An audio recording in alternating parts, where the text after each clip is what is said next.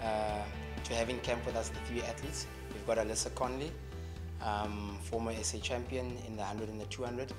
We've got Amber Mayring, who's also part of Stellenbosch University, who is also just recently started playing rugby. We've got Liska Latacha, who's also here with us, joining us in camp since Monday. I wanted to try out, a team sport setting, learn new skills, develop new skills. Been thinking about it for a while now. I think that my athletics, 21 years is a very long time, and I think that I can maybe transition the skills of athletics into rugby. It's an idea we've had for quite a while. After the World Cup last year, what we predominantly found was one of our weakest points was the fact that we were losing to speed. We did not have the caliber sprinters that most of the higher tier teams have.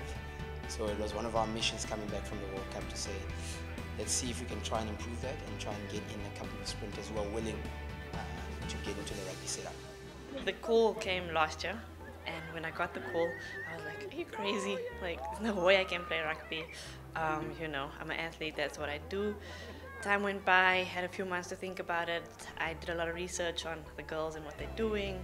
And then I started, growing a passion for it.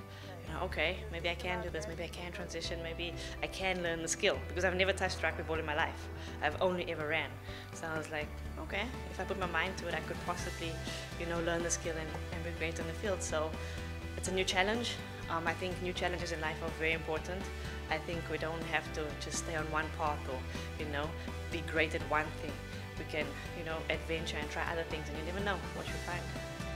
The biggest challenge with athletes coming into rugby is the fact that they do a lot of linear work. So they run in straight lines for most of their lives.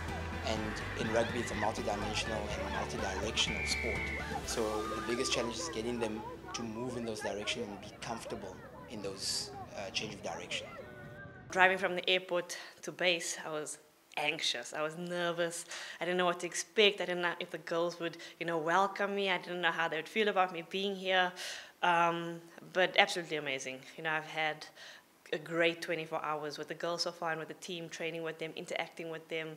It's completely changed my outlook on life. Because being an athlete for so long, you eventually grow tired of doing the same thing, and you start losing energy and passion to wake up and do the same thing every day. And being here, doing something completely different, I'm energetic. I'm finding a new me. So I'm really enjoying it. We really want a few more athletes to see this as a viable option, and we believe it is, because it has so many vast opportunities as well. So we'd really love to invite as many athletes as possible, and they can get started at their local unions. There are many women's rugby teams out there that they can join, and we make sure that we keep our eye on the pulse. We make sure we see every single tournament that takes place in South Africa, so we'll make sure we don't miss them. So I've got a lot of work to do, but I love challenges. I'm a hard worker. If I put a goal in front of me and I have a vision, I'll work towards it. So that's definitely my goal, to go to the 2020 Olympics with the Sevens women's team. Yeah, so I'm going to put in the hard yards, and let's see if I make it.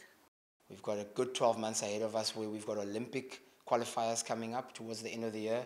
We've got the Cape Town's Sevens series, which has now been endorsed by the HSBC. We've got qualifiers coming up next year, where the end goal is to play in the Olympics next year, to make sure we get on the World Series and really compete against top-tier teams in the future.